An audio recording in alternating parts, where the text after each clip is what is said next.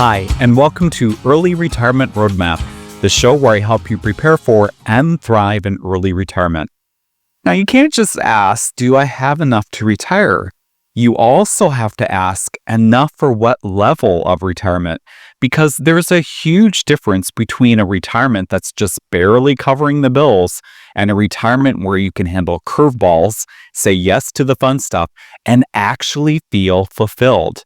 In this episode, I want to walk you through 6 levels of retirement wealth, from barely surviving to truly fulfilled. You'll learn which level your current plan would put you in today, what it takes to move up, and you'll see a simple example using a couple who wants about $75,000 a year in retirement spending, so you can see how these levels might translate into ballpark portfolio numbers. Now, for most retirees, the goal is to reach level 4 or 5 before making the decision to retire, and then grow into level 6 over time. The lower levels are the ones we really want to avoid locking ourselves into if we can help it. Before we even get into the levels, I'll say this up front. If you're thinking about retiring, I'd love to see a few basics in place first. That means having a clear path for health insurance, no high-interest consumer debt, and ideally very low or no mortgage payment. Getting those foundations in place can move you up the ladder before we even talk about portfolio size. Let's walk through these 6 levels, starting at the bottom of the ladder and working our way up. Level 1 is what I call survival wealth. The internal soundtrack at this level is, I hope nothing goes wrong. This is the white-knuckle version of retirement. You can technically pay your bills, but there is almost no margin for error. Most of your mental energy goes into questions like, can we cover the basic bills, groceries, utilities, insurance, property taxes?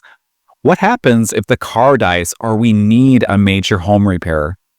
If you look at your numbers today and see that your projected income in retirement would barely cover your essential expenses with little or no buffer for unexpected costs, you're probably in survival wealth.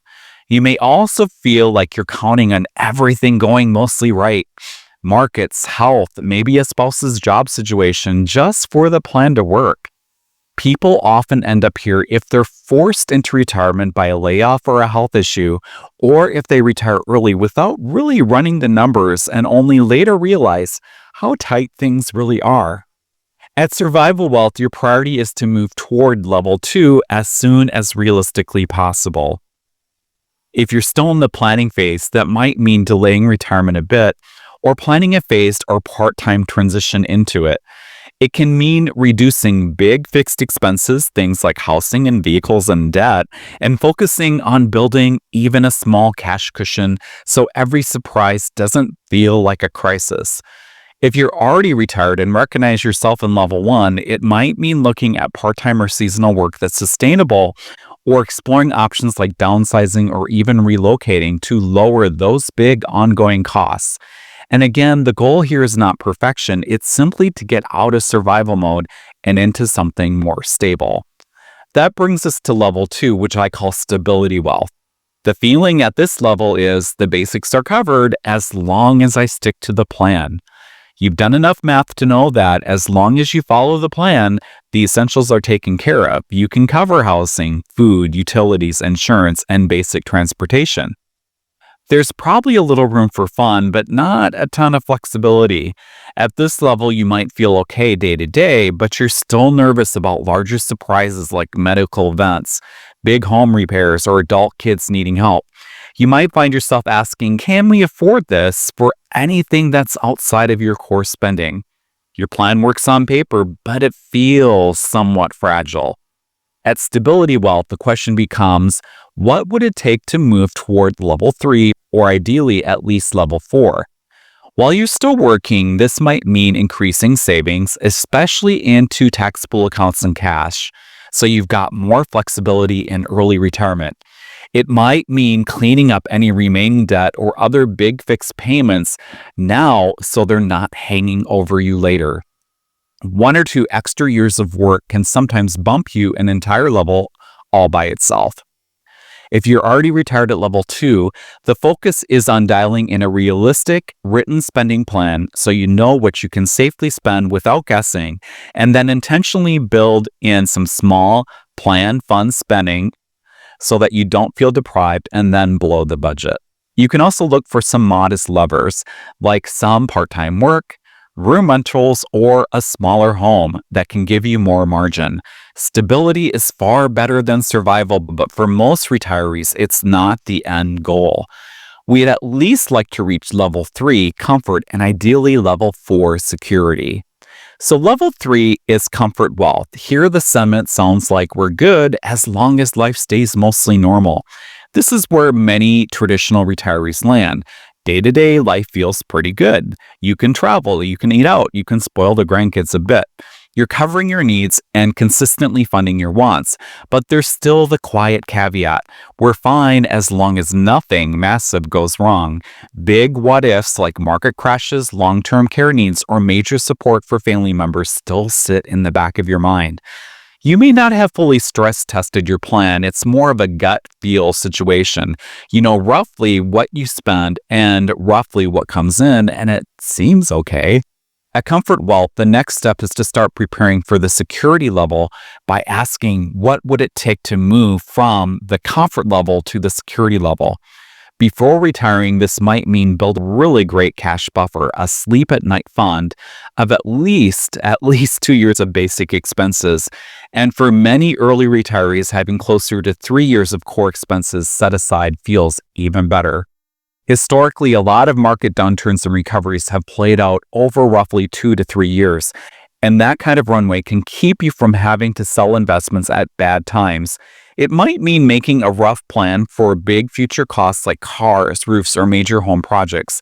It's also a great time to start thinking seriously about tax planning, Roth conversions, which accounts you'll tap first, and how to avoid big surprise tax bills. If you've already retired at level 3, you can strengthen your situation by stress testing your plan against a few tough scenarios, like a bad first decade in the market, higher inflation, or living longer than you expect.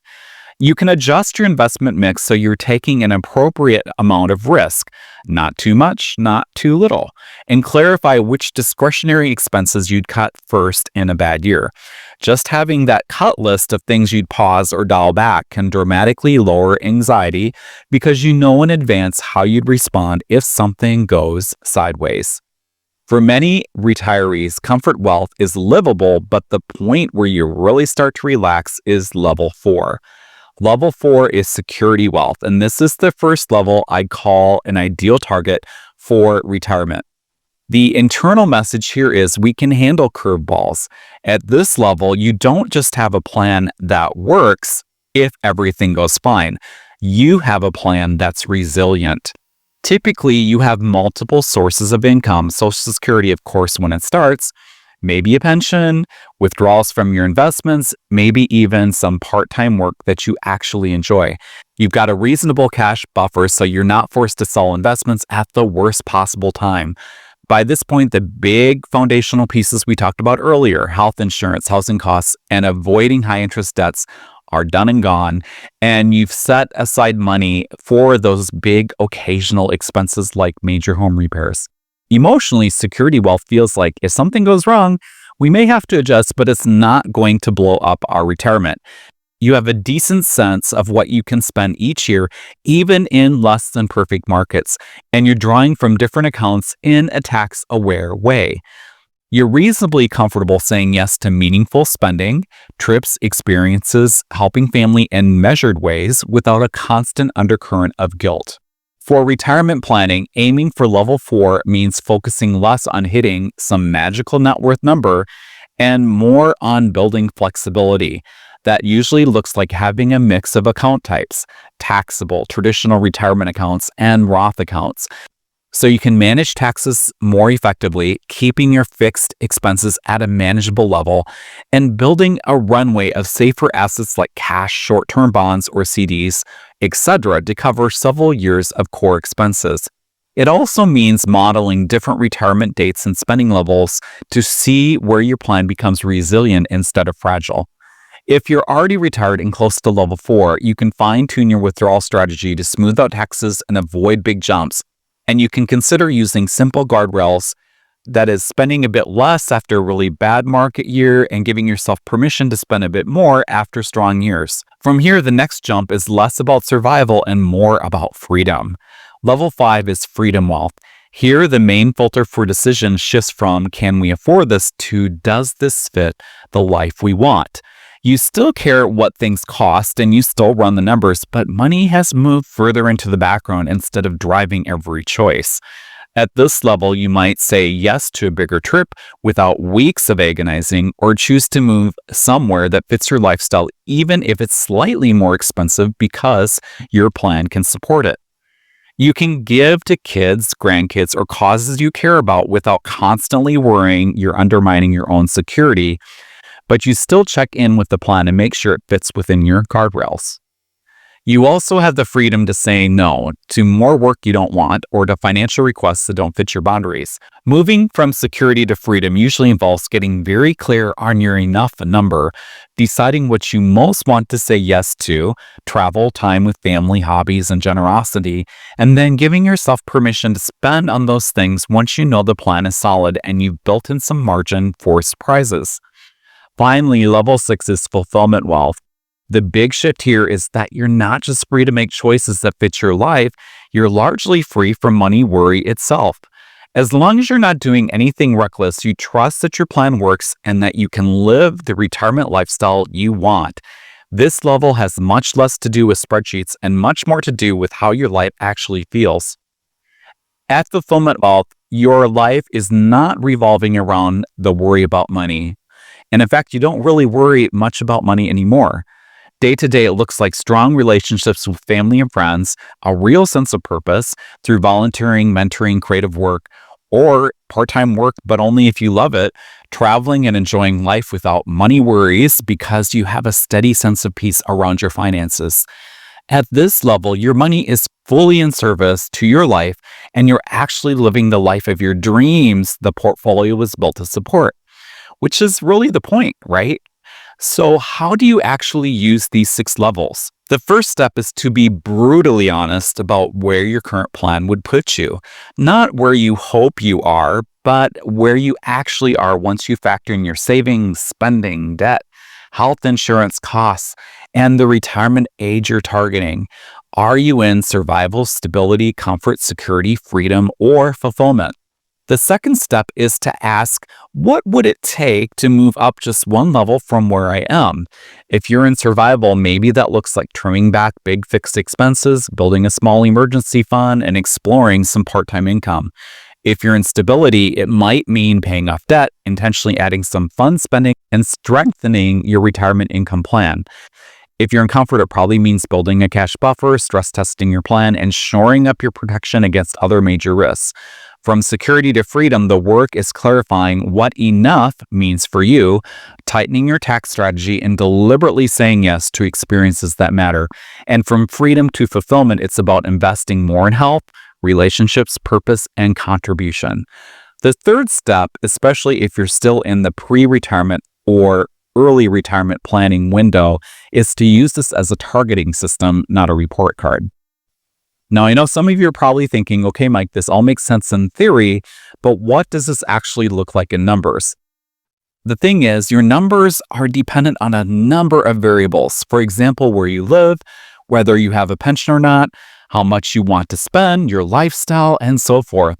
So there isn't a one-size-fits-all dollar range that tells you what level you're at. But based on how I've described them, you know by feel. Let me illustrate this with an example.